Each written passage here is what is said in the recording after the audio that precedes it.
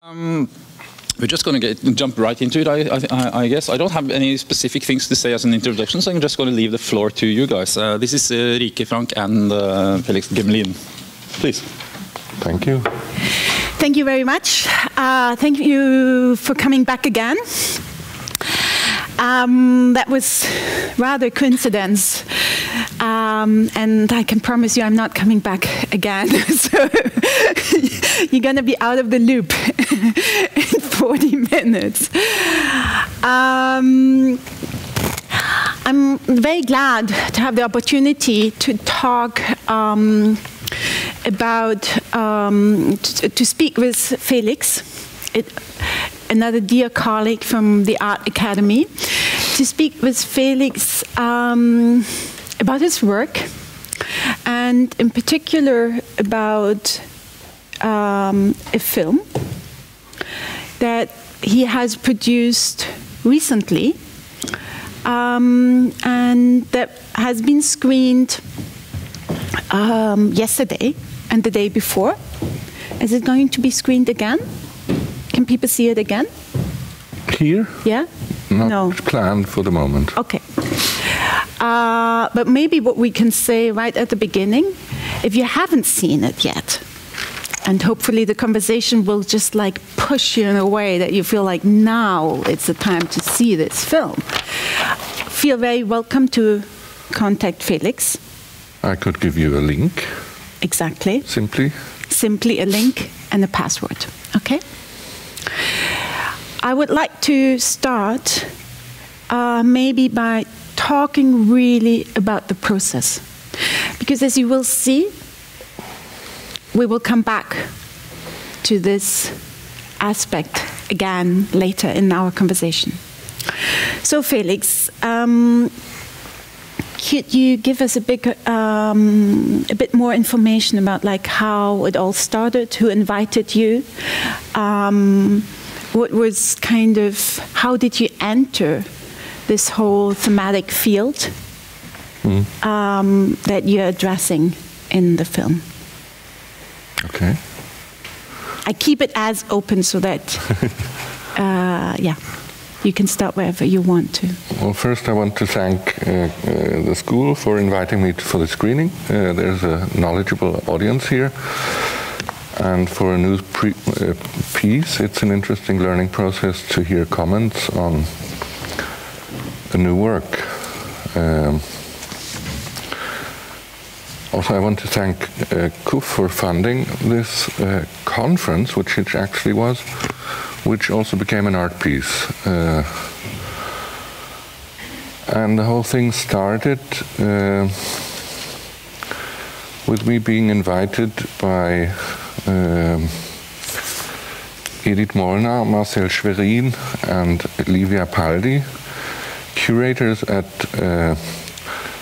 the Oldenburger Edith Russ House, which is a small museum doing contemporary international exhibitions. And this was a show about education and political ideas and how they fail and how art brings these into well, how art is made in this political realm, so to speak. The idea, the project I proposed started in ideas about teaching, I would say. Me having taught 20 years at different art schools. And also the fear of what happens when neoliberal ideas start to tamper with humanistic educations. Mm-hmm. And I have a friend, Markus Stegermann, who told me about, who teaches at the Art Academy in Tromsø, and he told me this story that they had Kaizen training at the school, which he is teaching in, and that Kaizen people also are involved in the HR of the school, trying to effectivize the art school. So what is Kaizen? Kaizen is... and how does it work? And how does it work? Well, my film investigates how it works. I don't know if I know how it works. But to investigate what Markus Degermann told me about, I staged this educational situation in Oldenburg with students from the Karl von Ossietzky University. We see some of them image behind us. You see the 5 students here. This is a still from the film. And I invited Rahman K.J. Wagner, who is a Kaizen coach, teacher, instructor, working in Bad Homburg. This is a worldwide organization funded partly at the car manufacturer Toyota, which sells education for companies to make them better, quicker, and happier. So it's about trying to make workers collaborate with each other to create better results.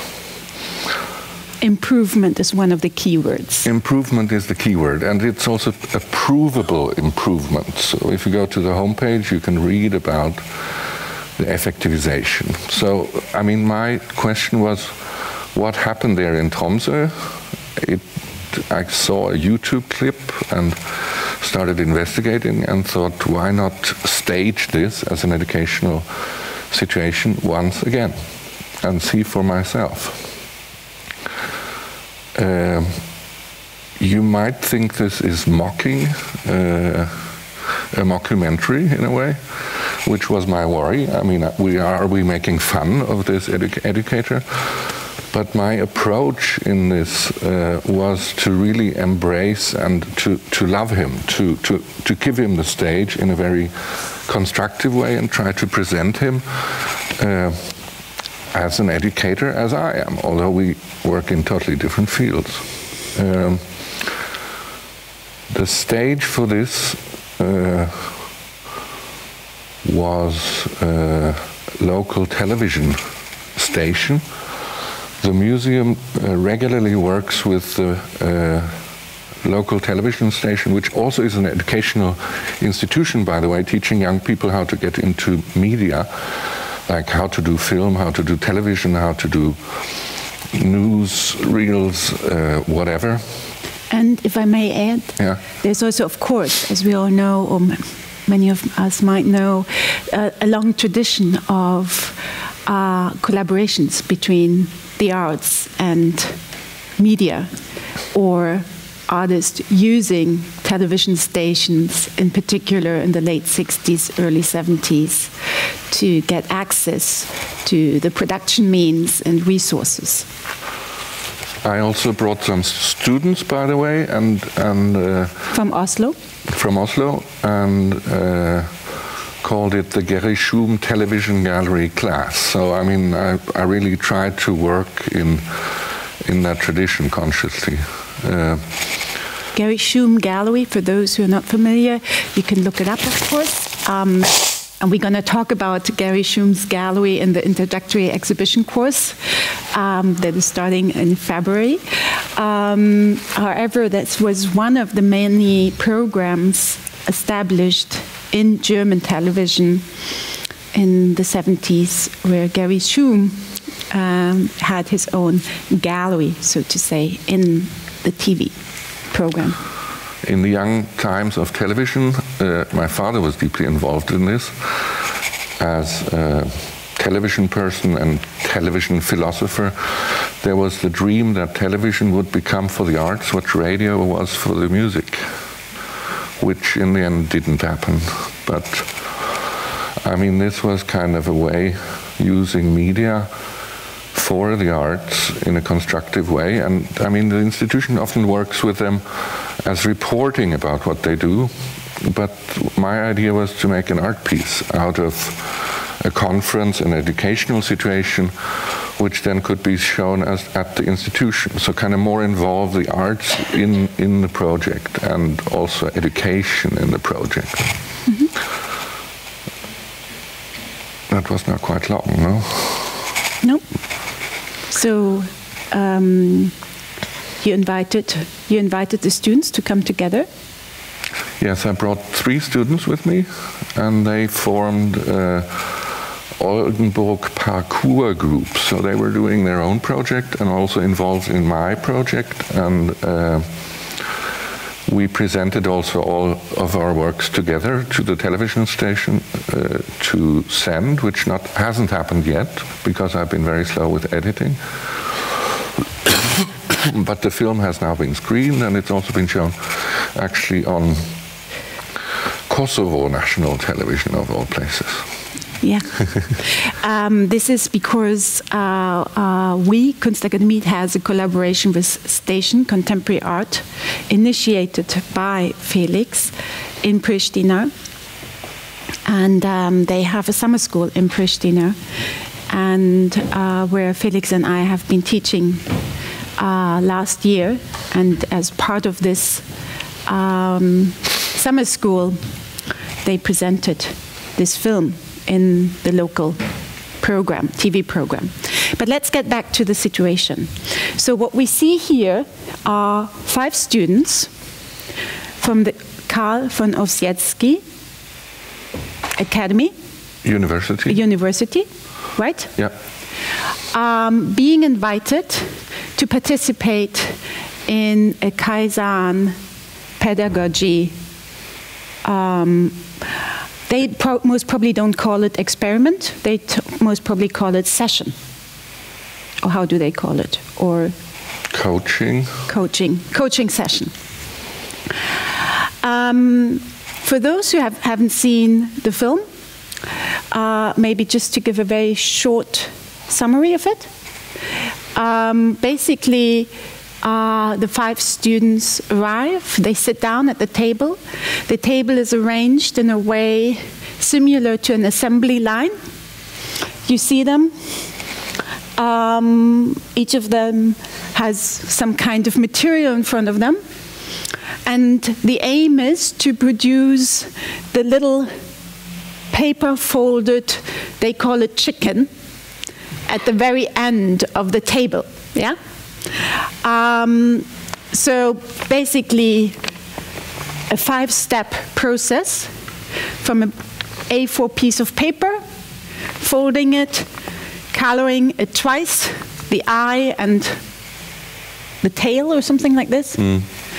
And then Mr. Wagner is kind of expecting it and saying like, thank you for the production. We achieved 100% of kind of the products can be sold to 100%, or what he actually had to say in the first round, to say like, thank you, this is good for the beginning, but actually kind of the folding is not good, the eye sits a bit on the side, so our client is not going to accept the production. We can only sell 1 out of 16 of these chicken. The rest has to go back to trash. So just to fill in, I mean, the plot is he gives them bad instructions to begin with, and then works on the improvement. It's in 3 rounds. So as Felix is saying, the first one is consciously kind of giving very little or bad instructions, then going through some kind of feedback situation that we will talk about in a minute, doing the second round, improving, adding kind of, improving in particular the techniques of manufacturing, and then the third round where at least, this is what he is performing, they achieve 100% of satisfying production outcome. So, what is interesting here for me was also the way, one of my first questions was actually kind of, what are we looking at? What are we looking at when we look at this documentation? Because what the camera does is that basically, at the beginning we see a handheld camera. This is one of the students that came with you from Kio. And then it's very quickly changing, and we see a documentation recorded by the cameras from the local TV station. Am I correct? perfect, yeah. Yeah. And it was fascinating actually to look at this while they were working, because they were editing live. Directly, he was saying camera one, camera. He was dancing, the producer. So this second part of the video is appropriating the language of the TV station. It's not my language; it's the television station language. Cut live. We never edited. Yeah. I just took away 2 parts, I think. Yeah. Okay, that's also interesting maybe for an artistic process. Yes. Using the found footage, so to say, or the pre-produced footage. Again, my question was, what are we looking at? What kind of documentation is this? What is left out? Or what eludes the documentation? What is that we don't see? Because what we don't see is all that surrounds the experiment.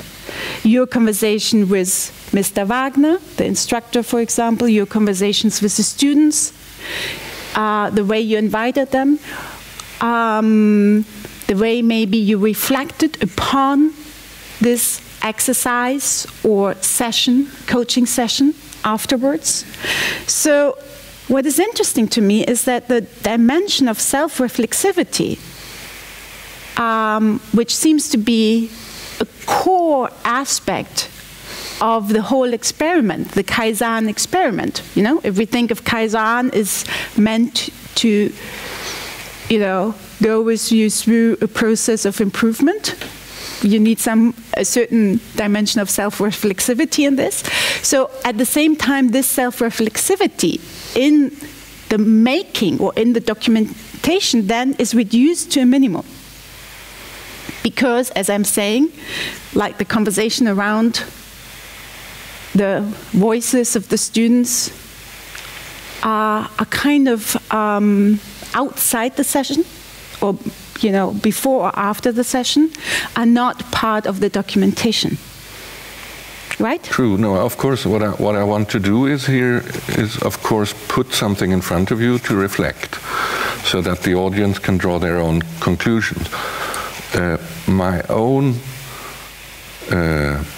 work in this project, I saw as a teacher, as a producer, as somebody staging this. I mean, I had a setting where I had good people all around me doing everything.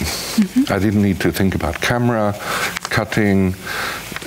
What I needed was to prepare Raman Wagner, communicate with all parts of the institution. I had help by a producer at the museum, who brought these people together, instruct the students what to do, and put together a situation which is in the end quite complex.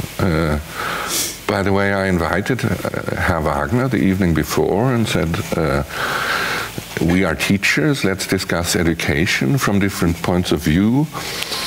I had tried to explain to the students what Kaizen is and what kind of situation I put them in, and they were actually super well informed about what all this is, lean management, etc. And while they kind of expanded during the process, although they are very polite and not saying what they think, they try to be good pupils. At the same time, Raman Wagner doesn't open up the discourse and discuss the situation, but instead focuses on getting technical with his education. So while they slowly open up, they're in a process of expanding. He's closing down and only doing this education. He does it well, but there's many dimensions to it. Also, even the dialect. I mean, he's a working class guy with a dialect which is not well seen. These students are, Rike warned me to say that, but they're intellectuals. We had this conversation yesterday, that because since they speak in German, we had kind of this millimeter detailed conversation about accents and dialects. And I said, like, maybe, you know, this is something that I, you know, didn't come across for me when I watched the film for the first time. But what I want to use this moment here maybe to draw our attention to 2 particular details, and sorry, I need my glasses for this, but there are 2 particular moments in the film. One at the end of round number 1, you know? Kind of the moment where they produce these 16 chickens, but at the same time, Mr. Wagner is actually telling them, thank you, you did well, but you also failed. So he then goes back to the flip chart there and is using a very simple technique that we all know, the smiley, the icon of the smiley. And he asks the students, so if you want me to draw now here in this icon of the smiley, the kind of the level of the smile or the negative kind of moment of disappointment, what would you pick? What would you choose? And it's very interesting to see that the students, after this first round, they are somehow kind of reluctant to his manipulative way to try to talk them into kind of a sad smiley. And they are saying, hey, no, we actually did well. It was the first round, no? Kind of, we didn't get, very detailed instructions. We did it for the first time.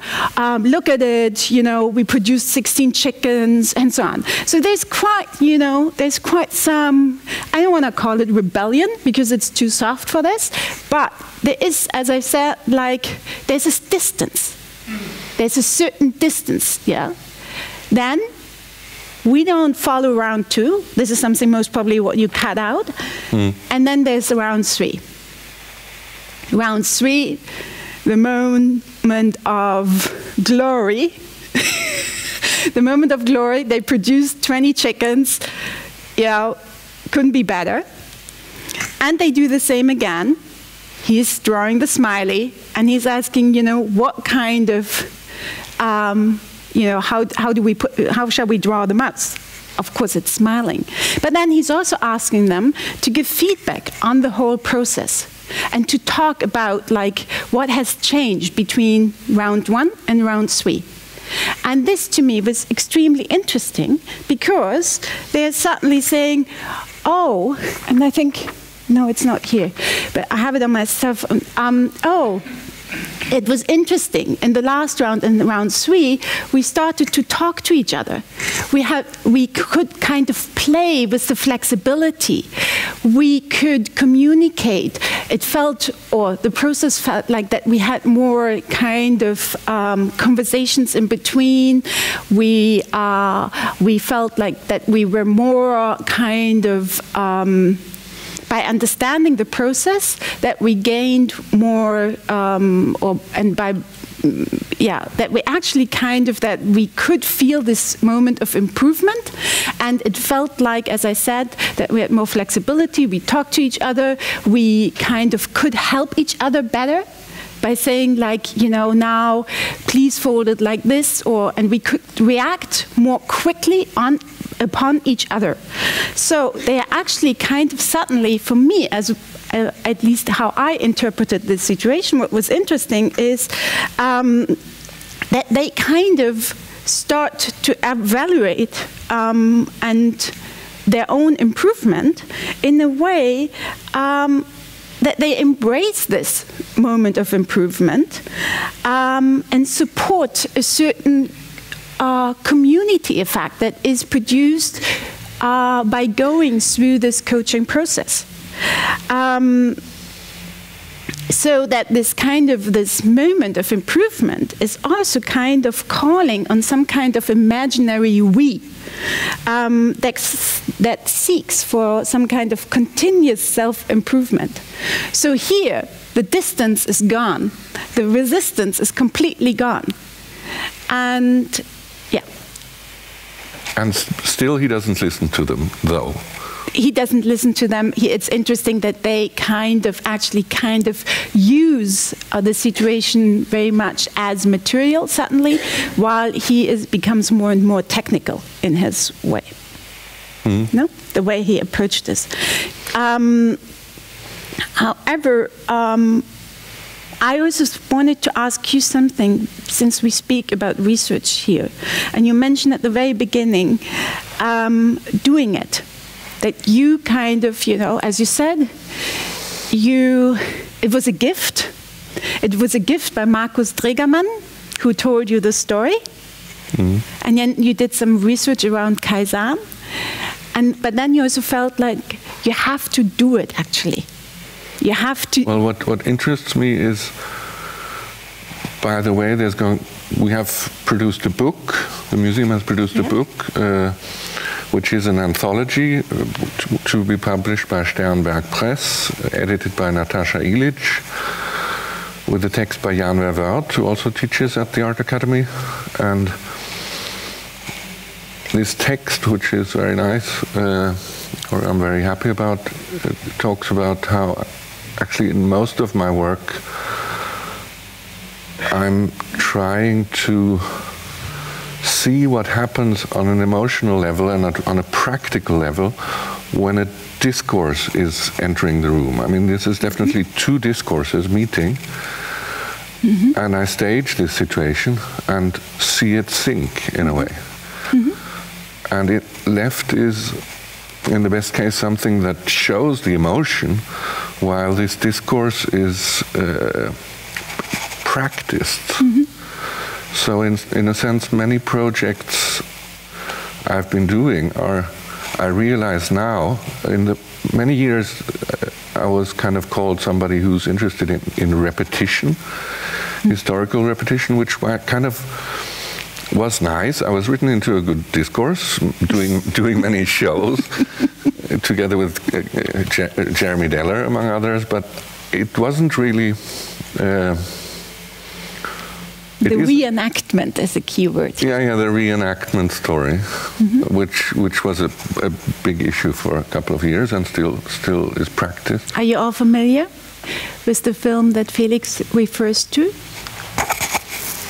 Running through Berlin, holding the red flag, which is a reenactment of a film from your father's archive, maybe? Exactly, yeah. Could you just quickly say 2 sentences about it so that everyone kind of has a sketchy image at least of it? Well, it's a very simple piece. It's 2 very small projections. It's my first video work, actually, because I'm trained as a painter. It was made in 2002, and I, through a coincidence, met a student of my father, and he gave me this film where there is a relay race through Berlin, which ends, it's 20 runners with a red flag, and it ends with Holger Mainz, later member in Rote Armee-Fraktion, that he hoists the red flag on the Schöneberger Rathaus balcony. The balcony where John F. Kennedy said the words, "Ich bin ein Berliner." Ich bin ein Berliner. Yeah. Anyway, seeing a kind of coming back of radical positions among my students at Kunstfach in 2002, I restaged this whole situation with students who were at the film with my father was from 1968, just before the student rebellions began, and my film was 2002, just before the anti-Bush demonstrations and another big war. And so there was, even fashion was kind of coming back, so people were, clothing and cars were looking like in the 60s in 2002. So there was this loop in time I saw, and I repeated the entire film, which was an experimental film from the Berlin Film Academy, with my students at Kunstfach. So the same situation, but 30-something years in between. That was my first work, and suddenly with that I was in the Venice Biennial, and this work is still touring. Anyway, back to the discourse today. What I'm interested in is actually on an emotional level to see how discourses are executed in practice. So it's very much linked to teaching in that sense, and how ideology looks on a practical, emotional level, really. That's what I hope to do, or think I'm doing. Maybe that's also a moment, because you already spoke about your father, like in preparation of this conversation. Another artist that came to my mind, also because we spoke about his practice so often, We are kind of in a continuous dialogue about his practice. And this is the German artist and filmmaker Harun Farocki, who made a film called A New Product in 2012. And I found in my teaching material, actually, I found 2 sentences that I felt I just want to read them to you, you know? It's because I feel that they resonate in the work that we are just talking about. In particular, also, if you keep in mind the title of the work that we haven't mentioned yet. So the film is called, correct me if I'm wrong, but it's called like We Wish You Welcome to an Active, Inspiring and Participatory Day, right? Which is a direct quote from a Kaizen educational YouTube clip, actually. Yeah. Maybe we should also say here that Harun Farocki, who I'm together with Bertolt Brecht deeply inspired by in the lingual kind of disposition of this work, which is that the said is not necessarily the seen. Yeah. So that there's a gap in the filmic material between, and this is Harun Farocki very clearly, that he has a very Marxist, clear-cut text often, and then the filmic images are ironic or funnily mocking the text, which is beautiful. I love this. And sorry, also Bertolt Brecht has this, if we look at the 2 Penny Opera now, that to sell the didactic meaning of the play, which is make revolution, to you guys, to the audience, he uses folklore funny forms, entertains, and it's about entertaining you into something didactic in a way. But anyway, and something very ambiguous as well. Yeah. So what I just, is it okay if I do this? I just read from this teaching. Yeah, sure. Maybe we should also say that Farocki was a student of my father. So, exactly. So as a 6-year-old, I was inhaling his smoke while he was discussing politics with my father in the kitchen. And it was one of my first workshops as a student. So there's a link here. Yeah. With Kaja Silverman and Harun Farocki in '93. Anyhow, a new product from 2012, this is now by Harun Farocki, a new product, the film by Harun Farocki, demonstrates the corporate appropriation of culture and gestures. We could exchange culture by teaching, education, and so on. The boundary between work and non-work has dissolved, not only because employees read their mails outside the office hours, but also by evaluating the non-working time with the same performance criteria and productive factors, and by linking it to the work performance. Corporate culture, and it's interesting also in a new product, they're certainly saying that, you know, instead of speaking about coaching and so on, we should use the word culture here. Yeah. So corporate culture becomes a holistic, soft architecture. Even the metaphor code is too bodily. They even say like, no, this is not, the culture is not the code of the institution, this is too bodily, you know. It's more really the soft architecture. Performing, and this is now a direct quote from a new product, the oyster phenomenon. Are you familiar with the oyster phenomenon? I wasn't before. But what they're saying is cracking the shell and turning the injury into a pearl. Isn't that tough? Pretty tough. And where does that come from? This is a new product. This is exactly the coaching, a team of coach to improve the workflow in the company and the communication between the employees. And this is how they evaluate their own practice. Yeah? But you mentioned the gap. So I think this is a very important trope also, the gap. Between text and image. Between text and image. And the gap also is something that maybe we can connect before we end here. 1 minute. to the notion of the rehearsal, because we also talked about doing it again, rehearsing it, probing it, as maybe a new discourse that also your work is very much linked to. And exactly this also two-folded meaning of rehearsal nowadays as something that is very much linked to improvement, as well as to, in the old leftist tradition, as the moment of don't coming to a closure, keeping a gap, a certain withdrawal. And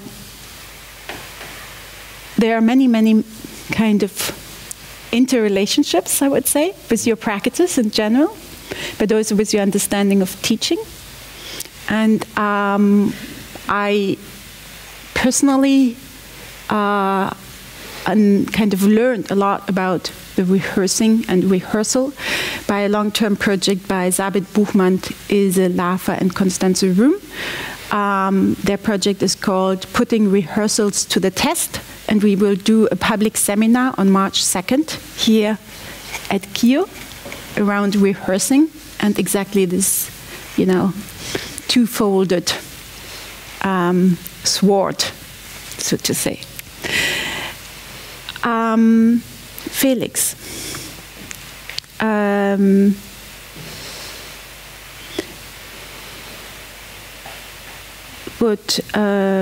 what could be? I think the question is now also kind of, what was the conversation after this coaching session with the students? Did you have, did you meet? Did you have this moment of, did you meet after you finished the? Yes, that's maybe important to the project. I mean, after finishing this, we went to dinner. The coach went home. Yeah. And we discussed this, and then came kind of out the can of worms. Yeah.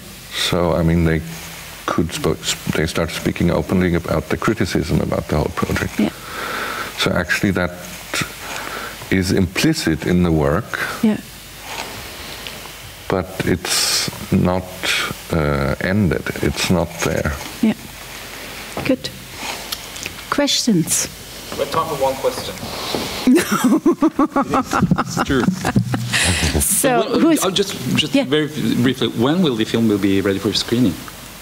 We screened it yesterday. Oh yeah, of course you did. Of course you did. I didn't. I'm sorry. Of course I was supposed to. No, this is just. And it was shown also, as we said, like in Pristina, in the local TV program. So it's part. It's going to be shown in exhibitions as well as in the TV program, and I think this is interesting.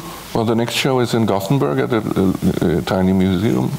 This is the part, some of the kind of the problem with this, a week like this. There's so many things going on at the same time. Would you be really interesting to see it here in this school again later?